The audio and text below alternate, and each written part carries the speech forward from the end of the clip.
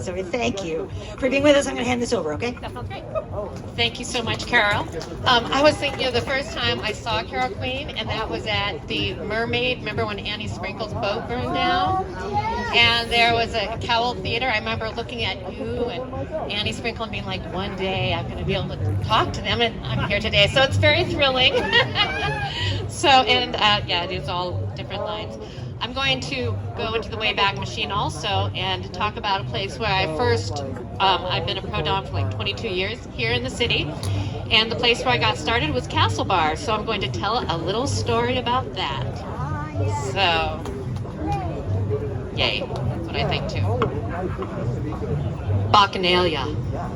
Here are the things I've never regretted. Anonymous sex, anonymous themed sex, paid sex, friend sex, comfort sex, breakup sex, and leaving a sexual situation with no consequences. In 1999, I co-created an anonymous sex party at a commercial warehouse space in San Francisco's Bayshore district called the Castle Bar. It was heated by propane heaters and filled with vinyl-covered wine crates and various other pieces of half-finished furniture. The party was designed invite-only for self-identifying women to have the sexual experiences that they had always fantasized, but safely with boundaries. The co-creator, Lee, owned the building and the women owned the night. No one would tell us what to do inside. The night was full of queer process of the 90s.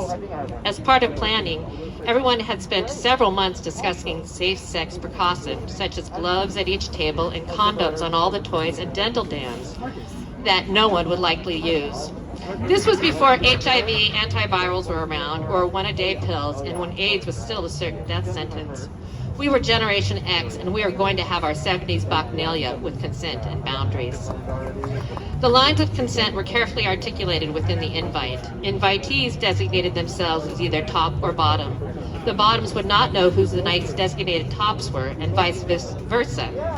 Anonymity was the theme of the party, yet the actuality was much more difficult. That night, Anya played on repeat. The play space was set up with exam tables and a single-person spanking bunch on which the bottoms could lay down. A heavy draped curtain could bisect the bodies so that only the bottom's lower halves were revealed to the tops. The strings dangled from the top of the curtains with the binder notes clips attached. Here the bottoms could place signs that specified their body boundaries. No anal, no vaginal, no impact, or no pinching. I went as a bottom and the bottoming hostess. The bottoms arrived, and I quickly saw that I'd already been at a party with many of them.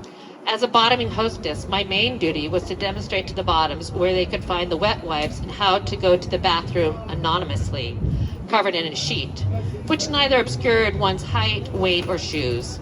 The bottoms were mostly femmes dressed in leather thrift wear finery. At this time, there were only 2 stores that had fetish wear in San Francisco. More than a couple femmes were wearing the same contrived archetypal rubber nurse outfit. We were the sex radicals coming together to explode into the night. But there was one last late bottom. To greet her, I put on the leather hood from one of the session rooms in a moment of fictional anonymity. I stood by the smoking lounge outside of the play space and watched the tops amble into the large cavernous dungeon where the other bottoms were waiting bisected behind the curtains. As a hostess, I was to capture the last bottom and bring her around to the employee-only entrance so that their anonymity would be preserved. As I waited, I watched the tops nervously compare palm sizes, wondering how holes they could fill that evening. The top uniform of the night was a black Gap t-shirt with a 501 jeans and a belt from Mistress Leather.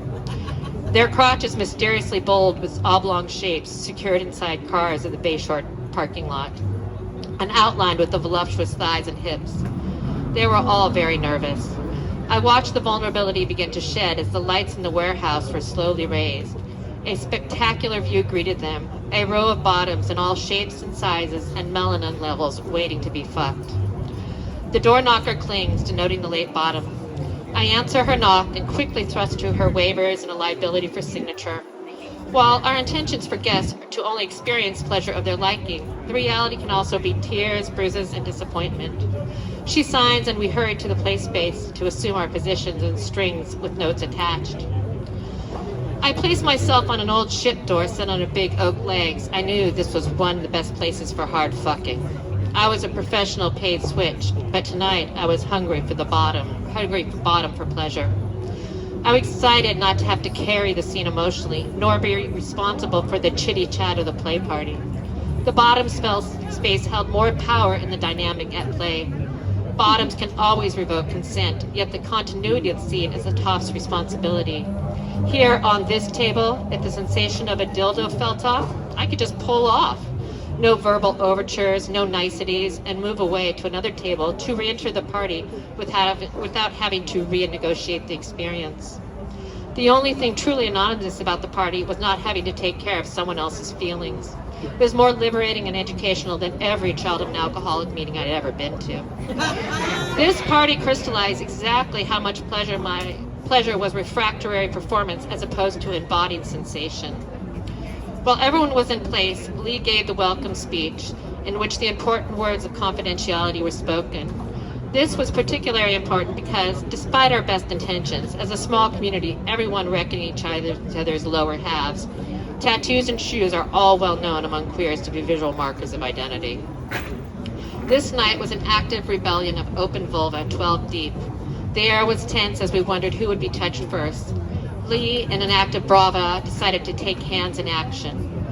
I heard Lee's voice on the other side of the curtain becoming louder as they neared my bottom half, perusing their options. I felt their hand land on my shoe and then move languidly up my foot, stop at my ankle, and withdraw. They had seen my identifying ankle tattoo, and we had early clarified that we would not accidentally anonymously fuck.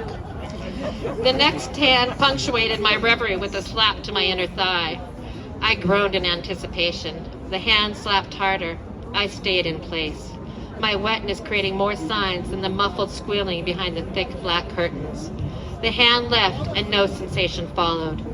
I turned on my stomach, hoping for a spanking, as I slid a personal soft leather paddle through the curtain. Consent and planning create opportunity. I laid the paddle on my leg to give it visual placement, inviting any top to grab it. I focused on taking deep breaths through my belly and limbs, both hands flat on the table on either side of me. After my breath was evenly settled within me, I contracted my pelvis for an open placement and hope. I felt the paddle lift from my leg and a hard smack came down. I giggled with masochistic froth, took a deep breath and squealed a not so anonymous thank you.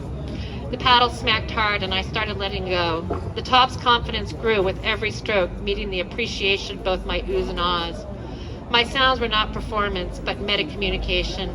I cupped my labia and my body twitched easily in my young 30s to orgasm. I laughed, careening into my body's pleasure. My mind was freed from the building the scene as both bottom and top. The next hand did not respect my post-coital ragged breathing. Covered with lube and a glove, it roughly investigated parts of my labia, not waiting for my groan from behind the curtain to guide it. I felt a pushiness and a forcefulness my tender parts did not enjoy. I slipped off the hand, offering no explanation. Turning to look at the other bottoms, I was immediately invited to lick someone's nipple while they were coming to orgasm. These are the things I have never regretted. And I have to say, reading smut on a public street, I will not regret this either.